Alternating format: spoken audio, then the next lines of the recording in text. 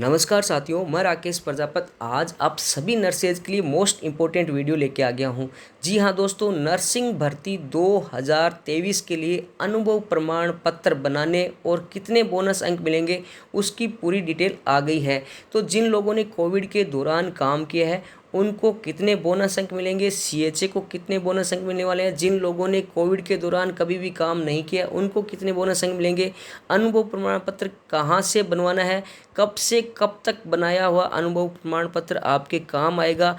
इसके अलावा आप लोगों का जो पूर्व वैकेंसी कैंसिल हुई थी उसमें अनुभव बना था तो वो काम आएगा या नहीं आएगा, और आपका अनुभव है वो क्या चीज़ से सत्यापित होना चाहिए, वो सारी डिटेल आपको यहाँ पे मैं बताने वाला हूँ। तो दोस्तों 25/4/2023 को राजस्थान सरकार की तरफ से ये नोटिस जारी हो चुका है। इसमें देखो साफ साफ लिखा गया है कि दिनांक 15/11/2022 को जो नियमित भर्तियों के लिए पात्र अभ्यर्थियों को बोनस अंक देने का प्रावधान था, जिसमें 1 वर्ष पूरा होने पर 10 अंक, 2 वर्ष से ज़्यादा होने पे और 3 वर्ष से कम होने पर यहाँ पे 20 अंक और 3 वर्ष से ज़्यादा होने पर यहाँ पे 30 बोनस अंक का प्रावधान था।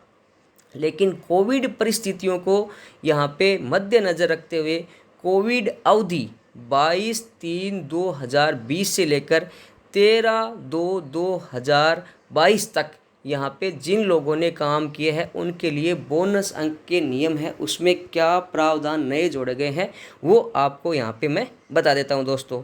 तो सबसे पहले आपको देखो यहाँ पे कोविड परिस्थितियों के दृष्टिगत कोविड अवधि क्या है, 22/3/2020 से लेकर 13/3/2022 के दौरान विभिन्न चिकित्सीय सेवाओं में कार्यरत रहित कार्मिकों को विशेष परिस्थिति में कार्य करने को दृष्टिगत रखते हुए कार्मिक विभाग की अधिसूचना 23/5/2022 के अनुरूप समरूप कार्य के आधार पर निम्नलिखित श्रेणियों में आने वाले संविदा तदर्थ आवश्यक अस्थायी आधार पर RMRS placement agency NGO PPP 108 MMU के माध्यम से कार्यरत कार्मिकों को वर्ष 2023-24 यानी मार्च 2024 तक की जाने वाली भर्तियों में वर्णित तालिका के संशोधित बोनस अंक है वो दिए जाएंगे। ये वर्णित तालिका है, उसके बारे में अपने बात अभी आगे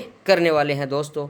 अब आगे क्या लिखा है देखो, ऐसे कार्मिक जो कोविड अवधि से पूर्व नियुक्त थे, कोविड अवधि कब से कब थी ऊपर देख लिया, उससे पूर्व नियुक्त थे, तथा जिनके द्वारा कोविड-19 के दौरान 22 मार्च 2020 ये कोविड अवधि है से 13 फरवरी 2022 के दौरान भी संविदा तदर्थ आवश्यक अस्थायी आधार पर कार्य किया, वर्तमान में निरंतर कार्यरत है अथवा नहीं है, उनको दिया जाएगा।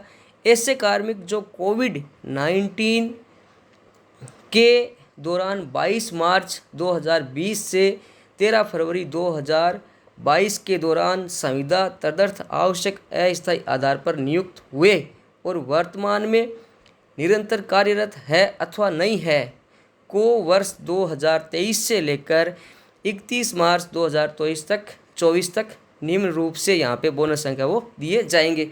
यानी जो संविदा अवधि आपकी है 22 मार्च 2020 इससे पहले अगर कैंडिडेट काम करे थे और काम करते करते इस अवधि के दौरान आ गए हैं तो उनको इस नियम के अनुसार ही बोनस अंक मिलेंगे। इसके अलावा किसी कैंडिडेट्स की नियुक्ति अगर यहाँ पे आपके 22 मार्च 2020 के बाद हुई और वो वर्तमान में अब कार्यरत है या नहीं है तो भी उनको इस नियम के अनुसार बोनस है वो मिलने वाले हैं।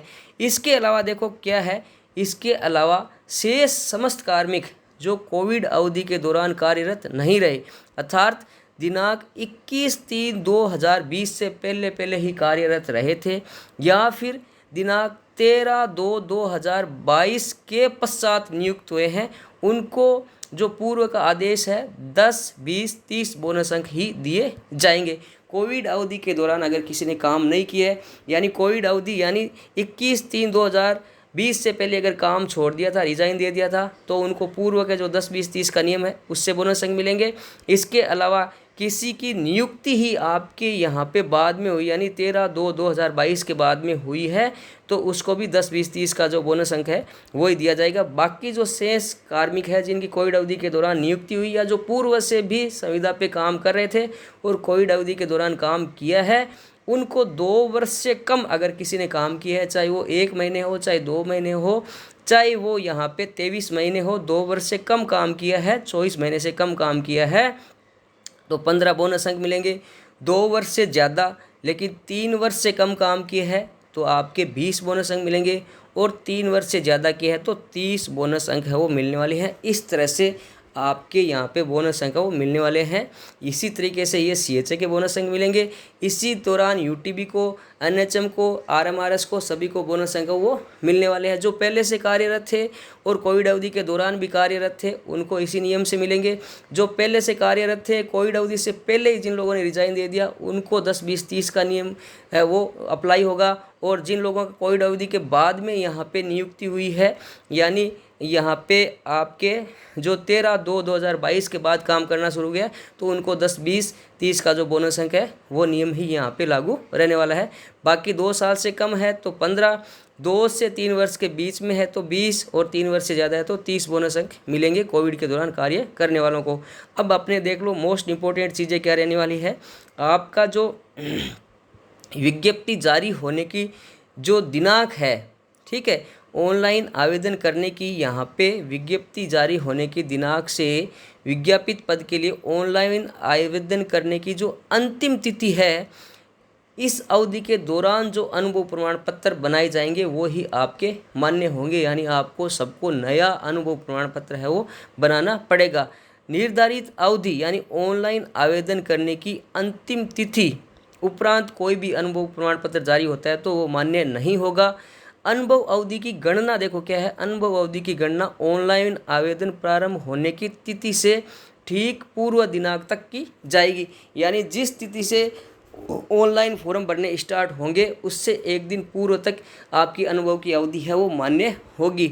और अनुभव का जो यहाँ पे प्रारूप है वो प्रारूप है वो मैं आपको नीचे बता दूंगा वो क्या रहने वाला है। ये सारी चीज़ें आपके यहाँ पे मोस्ट इम्पोर्टेंट है वो रहने वाली है दोस्तों। अब देखो यहाँ पे जिन लोगों ने कोविड के दौरान कार्य किया, यानी कोविड के दौरान जिनकी नियुक्ति हुई है, कोविड की जो अवधि है उसमें जिन लोगों की नियुक्ति हुई है उनको आपको यहाँ पे अनुभव प्रमाण पत्र के साथ देखो क्या अपलोड करना है। कोविड के दौरान यानी 22 मार्च 2020 से लेकर 13 फरवरी 2022 तक कार्यरत रहा है तो हाँ करना है। यदि इस अवधि के दौरान नियुक्ति हुई है तो नियुक्ति आदेश ऑनलाइन अपलोड करना है। यानी आपकी 22 मार्च 2020 से लेकर 13 फरवरी 2022 के बीच में, यानी मोस्ट ऑफ से ये CHA के लिए है, अगर इसमें नियुक्ति हुई है तो आपको नियुक्ति आदेश है वो ऑनलाइन आवेदन में अपलोड करने होंगे। ये आपके लिए मोस्ट इम्पोर्टेंट है वो चीज़ हो गई है। अब आपके जो पूर्व में जो अनुभव प्रमाण पत्र बने थे उसी अनुभव प्रमाण पत्र के आधार पर आप एप्लीकेशन दोगे तो ज़्यादा चीज़ें नहीं मिलाएंगे अधिकारी और आपका अनुभव प्रमाण पत्र है वो जारी हो जाएगा। लेकिन कोविड अवधि का जो अनुभव प्रमाण पत्र है उसके लिए यहाँ पे लिख दिया है कि आपने कोविड के दौरान काम किया या नहीं किया, तो उसके लिए आपको सत्यापित करवाना होगा। ये फॉर्मेट आपका आ गया है। विज्ञप्ति जारी होने की दिनांक से आवेदन की अंतिम दिनांक तक जारी किए गए अनुभव प्रमाण पत्र मान्य होंगे। कार्यालय का नाम आपका यहाँ आ जाएगा।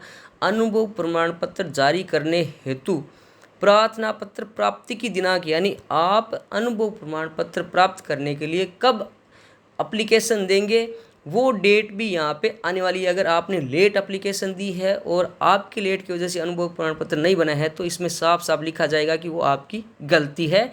इसमें सरकार की या अधिकारियों की कोई भी गलती नहीं है। तो आपको जल्द से जल्द है वो आपके एप्लीकेशन देखकर और अनुभव प्रमाण पत्र है वो बना लेना है। नाम लिख दिया जाएगा, पिताजी का ये नाम लिख दिया जाएगा, पत्नी का नाम लिख दिया जाएगा और किस दिनांक से किस दिनांक तक कार्यरत है वो यहाँ पे आ जाएगा।